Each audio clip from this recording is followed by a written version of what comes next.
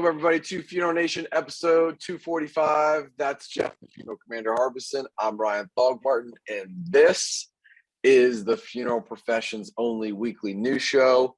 If it doesn't happen here, it doesn't happen.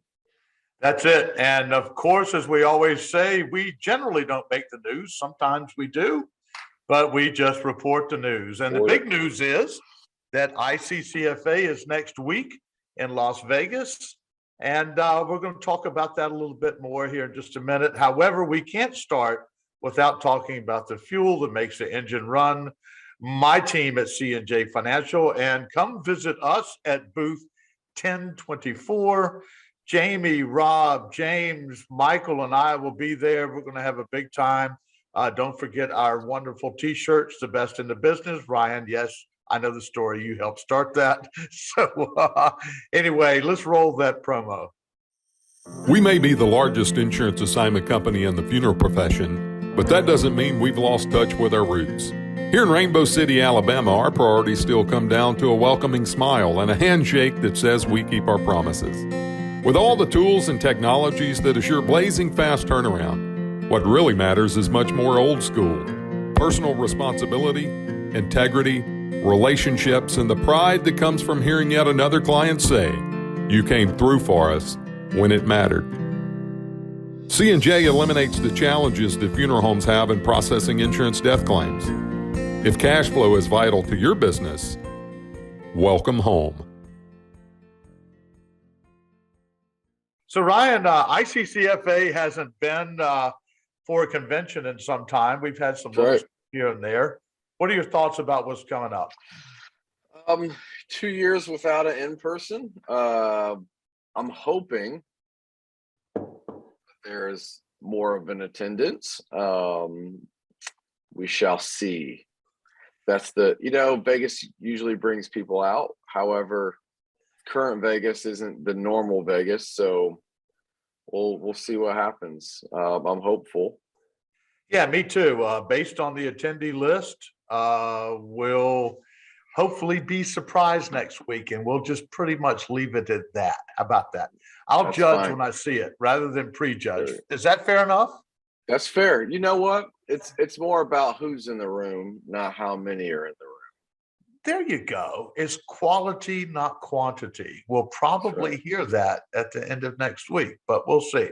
Hey, look, a big deal. We've got our precious metal refinery group with us now, and they're going to be at booth 1046. You and I will visit them live while we're there, give them some more promo. Drew and his team are fantastic, but we're starting a new educational series. So let's just go ahead and launch this first video. Hey everyone, my name is Melissa Polis and this is Drew Osberg. Hey guys. And we are with PMRS. We are thrilled to be here on Funeral Nation with you, sharing our knowledge that we know about post-cremation metal recycling. Today we're going to be discussing dental metals. One of the main questions that we get from different crematories and funeral homes is, how much is my material worth? Yeah, that's a great point, Melissa. It doesn't seem to matter where we are in the country, whether it's out west or out east or north or south. It seems to be the one constant question that keeps popping up amongst owners out there. Where we like to start to talk about the material is kind of taking it a level higher and going through exactly where the material is being made. And that material is being made in dental labs all across the country and all across the world. What's happening in those spaces is they're not using standardized purity levels on the different precious metals to build crowns, bridges, and PFMs. And because of that reason, to answer that question, there really is no way to know how much exactly your material is worth without melting it down and getting an assay. So when you are ready to ship in your post-cremation metals, make sure you're sending it in to a precious metal refinery and they are melting and then assaying using a fire assay. Thanks guys for having us, and we'll see you soon. Cheers.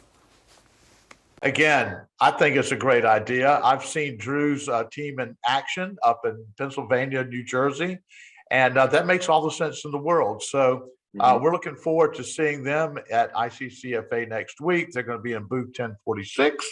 And Ryan, how many are you bringing off your team, and what booth are y'all in? So we are in booth 1510. And if we count my family, we are going to have 7. 7. We'll have 7. So my wife, 2 kids, and we're bringing no 4 from our team. So I'll have 8. We'll have 8. There I go. There you go. You sound like the math is- confused father. I I am. don't know how many kids Here's I have. why. I don't put this stuff together anymore, which is great. I just like, hey, Ryan, you need to show up at this time for this meeting. So I do what I'm told. Well, and it's funny too, because I put you on the spot. So you're definitely the CEO now. That was a gotcha question. But the That's best right. thing is that you have the girls with you. Yes. I mean, all 3 of them. All I 3 love of them. them. They are just fantastic.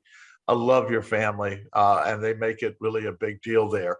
So speaking of another big deal, in booth 1034 is legacy.com.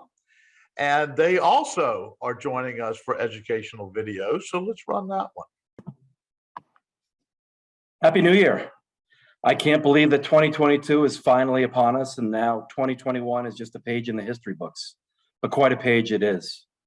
My name is John Heald, and I'm the general manager of the Funeral Home channel at legacy.com. And I'm extremely excited to be a part of the new Ryan and Jeff series for a few companies like legacy.com to have an opportunity to share in greater detail what it is that they do. And I can't be more excited to share with you what legacy.com has in store.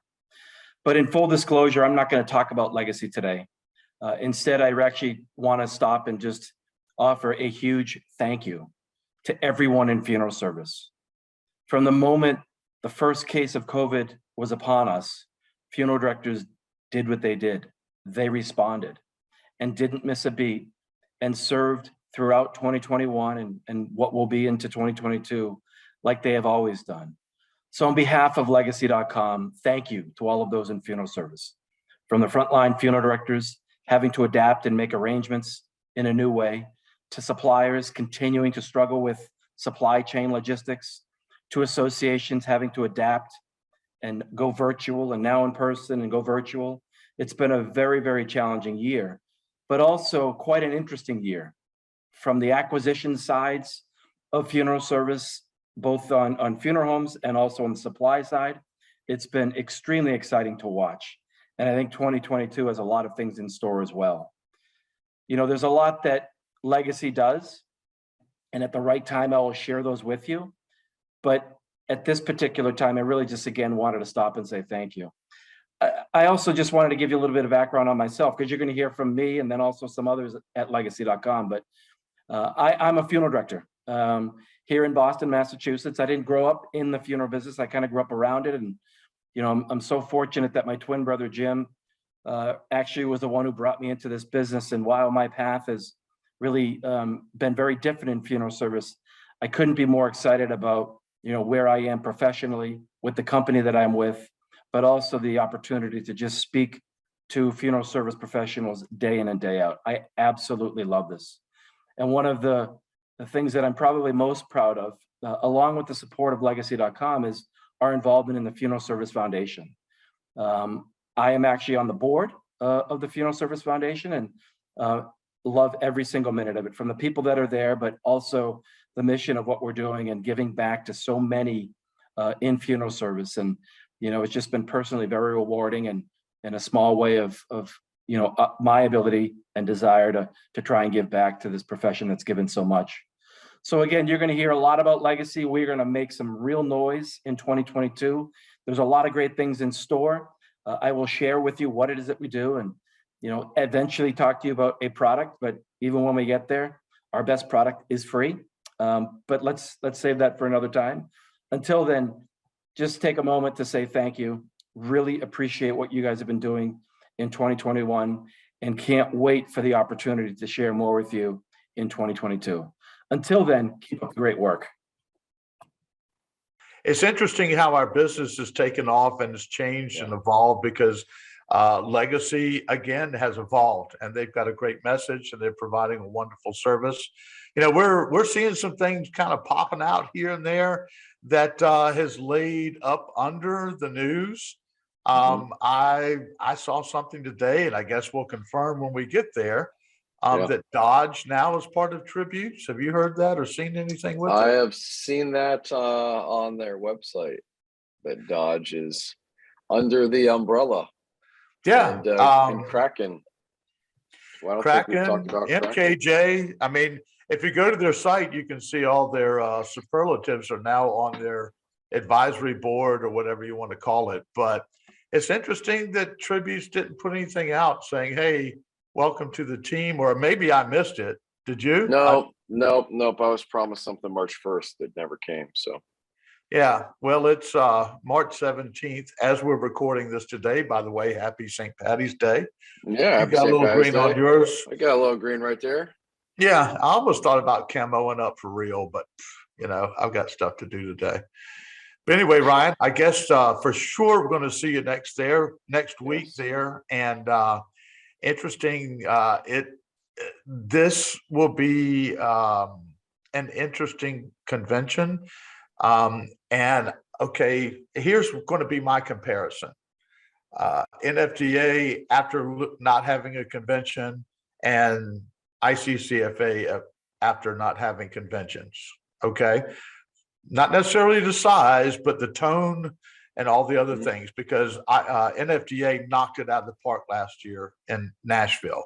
So let's see if this is beginning of the season where we're coming back from conventions, or do people simply say, I don't need to attend these anymore? We shall see. We will. Well, I'll see you on the floor there, big guy, unless I drive by you out here somewhere. I'm in the orange car with the smoke plume coming out of it. That's right. I've seen you a few times. All right. Okay. Until next time, have a great effing week. Out here.